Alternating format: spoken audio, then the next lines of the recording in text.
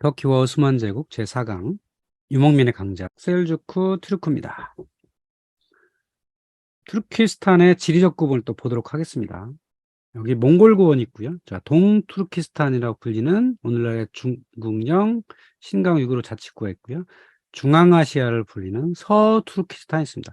이 투르키스탄이라고 불리는 땅은 말하자면 투르크 민족들이 주로 살고 있다라고 해서 이렇게 부르는 겁니다. 이 서투르키스탄의 특징이 있습니다. 주로 이곳에는 구소련 국가들이 있고요.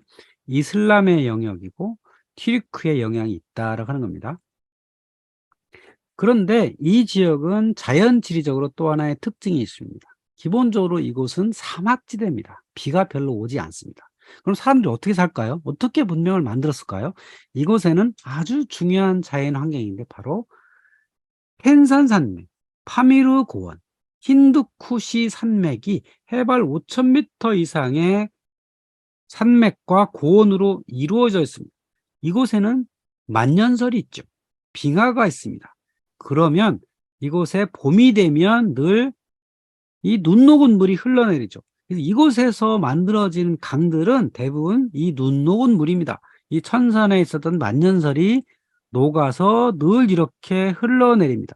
봄 홍수라고 해서 봄에 특히 홍수를 많이 일으키죠. 기온이 막 올라가면 눈이나 빙하가 일시에 녹을 거 아니에요. 그래서 이런 봄 홍수가 늘 발생을 하고 또 봄 이후에 여름철에는 수량은 좀 줄겠지만 그래도 눈 녹은 물이 계속 흘러내린다고 하는 거죠. 그래서 이 지역의 중요한 강은 시르다리아, 아무다리아, 그리고 이리강이라고 할 수 있습니다. 여기 다리아라는 게 강이란 뜻이거든요. 그래서 시르다리아 강이라고 하면 중복 쓰는 거죠. 어쨌든 습관적으로 쓰는 건데 이곳의 강은 시르강 또는 아무강 이렇게 부르게 되는 거고, 이렇게 일정한 수량이 비가 오지 않아도 흐른다고 하는 것은 이곳에서 살고 있는 사람들이 먹고 살 수 있는 물 또는 농업에 쓸 수 있는 물이 제공이 된다고 하는 거죠. 그렇게 해서 이 지역에는 여러 오아시스 또는 강 주변의 도시들이 발달을 하게 되는 거죠. 앞선 강에서 실크로드 말씀드렸잖아요. 장안에서부터 천산북로, 천산남로, 소역남로를 거쳐서 이렇게 가는 길이 있다라고 리히트호펜이라고 하는 독일의 지리학자가 이렇게 명명을 했어요. 근데 사실 이거는 조금 틀린 개념이에요. 이렇게 길이 정해져 있진 않아요. 길은 꽤 많습니다. 그리고 사실 더 유리한 길은 북방초원길이에요. 여기 북방초원은 평평한 길이잖아요. 말을 달리면 빨리 갈 수가 있어요. 그러니까 이곳에는 길이 굉장히 많았다. 그냥 대표적인 길이 이런 정도였지 여기만 있는 건 아니었다고 하는 거죠. 근데 이 길이 형성이 되려면 중간중간에 도시들이 있어야 될 거 아니에요. 그 도시라는 게 바로 오아시스라고 하는 거죠. 이 지역의 중요한 건 오아시스라는 거죠. 그리고 나머지 오아시스를 제외한 나머지 지역들은 초원 그리고 사막으로 이루어졌다고 하는 거죠. 그 초원 또는 오아시스와 연결하는 그 사이사이 지역에서 도시와 문명이 발달했다는 거죠. 여기 중요한 곳은 두 강 사이의 땅, 트란스 옥시아나입니다. 흔히 그리스어로 두 강 사이의 땅을 메소포타미아라 그러거든요. 이 트란스 옥시아나는 옥소스강 사이의 땅, 이거를 이제 트란스 옥시아나 불러요. 여기 두 강, 아무강과 시르강 사이에 있는 요 넓은 지역을 트란스 옥시아나라고 부른다고 하는 거죠. 자, 이곳에 문명이 이루어졌는데 이 지역을 크게 보면 세 수로 나눌 수 있습니다. 자, 서쪽에는 호레짐이 있는데 이곳의 중심 도시는 우르겐치와 히바가 있고요. 자, 동쪽에는 트랜스 옥시아나가 있습니다. 중심 도시는 여기 있는 사마르칸트와 부하라가 있고요. 또 오늘날의 이란 북쪽하고 아프가니스탄 그리고 투르크메니스탄 영역을 걸치는 호라산 지역이 있습니다. 이곳의 중심 도시는 여기 아프가니스탄의 헤라트 또는 뭐 여러 도시가 있는데요. 이 도시 몇 개를 한번 보도록 하죠. 자, 히바라고 하는 도시가 있어요. 호레즘의 중심 도시인데 여기가 전형적인 오아시스 도시예요. 이 도시를 빼고 이 도시에 조금만 벗어나면 전부 사막입니다. 아무강이 흘러가는 그곳에 오아시스가 있어가지고 옛날부터 이런 건축물들이 세워졌다고 하는 거죠. 여기 구시가지가 있고 칼라 미노르라고 하는 아주 아름다운 사원이 있습니다. 이 도시 전체가 유네스코에 등록되어 있는 곳인데요. 16세기부터 20세기 초반까지 히박 한국이 있었죠. 나중에 러시아가 이쪽으로 침략해 오면서 멸망을 했지만 몽골의 반개로서 몇백 년 동안 존속했던 그런 곳의 수도였고요. 우리가 잘 아는 그 실크로드의 그 중심 도시 바로 사마르칸트와 부하라입니다.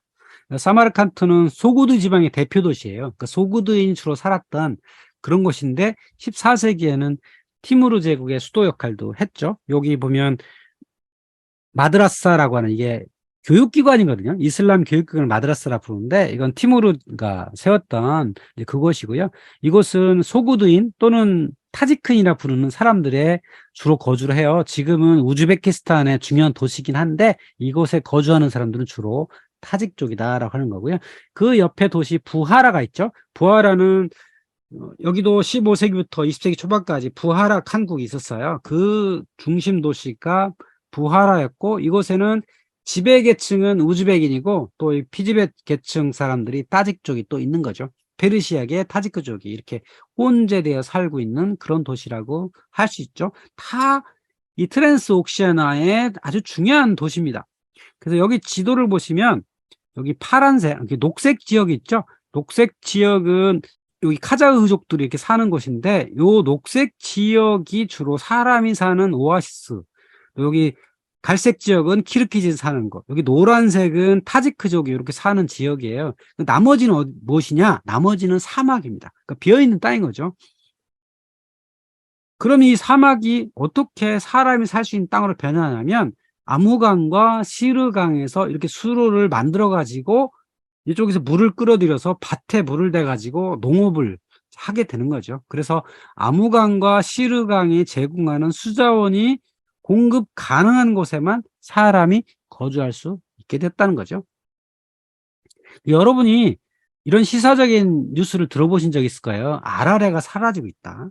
자, 여기 1989년에 소련이 무너지기 직전이죠. 이때 아라레가 이렇게 컸어요. 그랬는데 2014년에 아라레는 이렇습니다. 대부분의 땅이 사막으로 돌아갔고요. 아주 일부만 호수로 남아있죠. 자, 그렇다면 이렇게 거대했던 아라레가 이렇게 작게 된 이유가 뭘까요? 이거 기후변화 탓일까요? 아닙니다. 이건 기후변화가 아니고 인간이 이 땅에 너무 많이 살고 또 인간이 잘 살기 위해서 이 강물을 너무 많이 끌어다 섰기 때문입니다. 스탈린 시대에 이 지역을 개간하기 위해서 많은 사람들이 이주시켰죠. 사할린에 살던 고려인도 이곳으로 이주를 해가지고 농업에 종사했던 그런 아픈 과거가 있잖아요. 그 이후에 계속 이곳에는 인구가 증가를 했어요. 그 인구가 주로 뭘 했냐면 이런 면화, 이 목화를 심었던 거죠. 이 목화에 한테 주는 물은 어디서 왔을까요? 당연히 아무강과 시르강에서 끌어왔죠. 근데 그 아무강과 시르강은 우리가 생각한 것처럼 우리 한반도처럼 비가 와서 강이 만들어진 게 아니거든요. 파미르곤과 천산에서 내려오는 눈 녹은 물이 지나간단 말이에요. 일정량이 지나가죠. 근데 강물보다 사람이 수요가 적으면 당연히 아랄해를 가득 채웠겠죠. 근데 이렇게 아랄해가 줄어드는 건 아랄해까지 도달하는 물이 이제 점점점 줄어들게 된 겁니다. 왜? 사람들이 너무 많이 써서 가장 많이 쓴 건 이 목화 재배에 많이 썼기 때문입니다. 지금도 이곳에 인구가 늘어나고 있는데 인구가 는다는 건 물 수요가 더 많다는 얘기죠. 아마 아랄해는 거의 다 사라질 가능성이 높습니다. 이 튀르키예 국가를 한번 다시 한번 보죠. 자, 카자흐스탄, 우즈베키스탄, 투르크메니스탄, 키르기즈스탄, 아프가니스탄에 있다. 아프가니스탄은 여러 민족도 섞여 있는데 이 중에 특이한 사람들은 타지키스탄이다. 타지키스탄 사람들은 튀르크족이 아니고 페르시아 계통 사람들이다. 왜 페르시아 계통이냐? 과거에는 이렇게 이란 고원과 호라산 지역이 하나로 연결되어 있었기 때문에 그곳이 페르시아 계통 사람들이 많이 살아왔으니까 지금 보면 스탄이라는 이름을 달고 있지만 이들은 페르시아 계통 사람들이다. 이렇게 보시면 되겠고요. 또 이렇게 우즈베키스탄, 타지키스탄 나눠져 있지만 우즈베키스탄에는 우즈베크만 사는 게 아니고 타지키스탄에는 타직 사람만 사는 게 아닙니다. 여러 민족들이 섞여 살고 있다. 구소련 시절부터 이게 느슨한 공화국 형태를 유지하다가 구소련이 멸망을 하면서 국가 경계가 나눠지긴 했는데 그 민족 경계가 그렇게 나눠져 있지는 않다는 거죠. 오늘날 여기서 국경 분쟁도 일어나고 있기도 합니다. 그래서 이렇게 티르크인과 페르시아인을 구분이 가능한 거죠. 그럼 이들은 어떻게 구분하냐? 얼굴로는 구분이 불가능하죠. 뭘로 구분하냐면 남자들의 모자로 구분할 수 있습니다. 남자들이 모자가 민족별로 달라요. 그리고 물론 당연히 언어가 다르죠. 언어가 조금씩 다른 거죠. 자, 튀르키예는 오늘날 튀르키예 공화국, 키르기즈스탄, 위구르인들은 튀르크 민족인 거죠. 튀르크어를 쓰는 사람들이라고 하는 거죠. 타지키스탄 사람들은 페르시아어를 주로 쓰는 사람들이다. 그리고 지역별로 남자들이 쓰는 모자가 다르다. 이들 산의 공통점은 이슬람을 따르는 종교인들이다. 그리고 이 지역은 대부분 건조한 유목 또는 목축지대이기 때문에 어느 정도 문화적인 공통점도 분명히 있다 하는 거고요.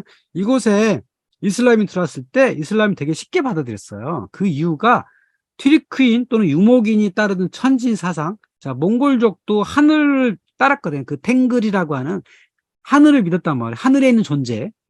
사실 하늘에 있는 존재나 절대신 알라나 똑같잖아요, 개념이. 그래서 알라 이름만 다를 뿐이에요. 그 탱글이라고 했다가 알라로 이름만 바꾸니까 받아들이기 쉽죠. 그리고 기본적으로 이슬람이라는 게 그 사우디아라비아의 그 유목 족속들부터 생겼잖아요. 그래서 그 종교 안에 유목적인 습관들이 굉장히 많거든요. 그러니까 중앙아시아에 유목된 사람들은 뭐 특별히 다른 게 없죠. 그래서 굉장히 거부감이 적었다라고 하는 겁니다.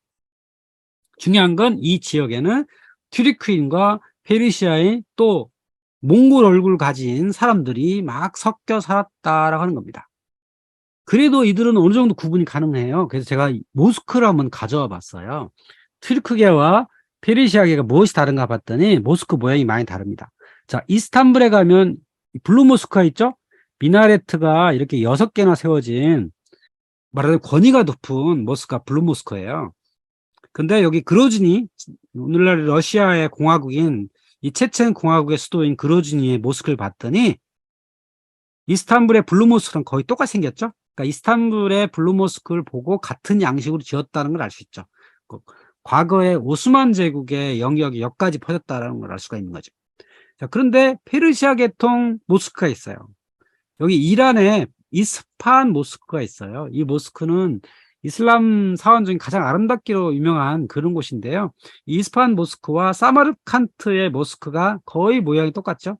비슷하게 타일을 썼고 또 미나레트 모양도 상당히 비슷하죠. 사람이 올라가서 이렇게 꼬란을 내치는 그게 아주 비슷하게 생겼습니다. 아, 그러니까 페르시아 계통은 이런 모스크를 세우고 튀르크 계통은 이런 걸 세웠구나라는 것을 알 수가 있죠.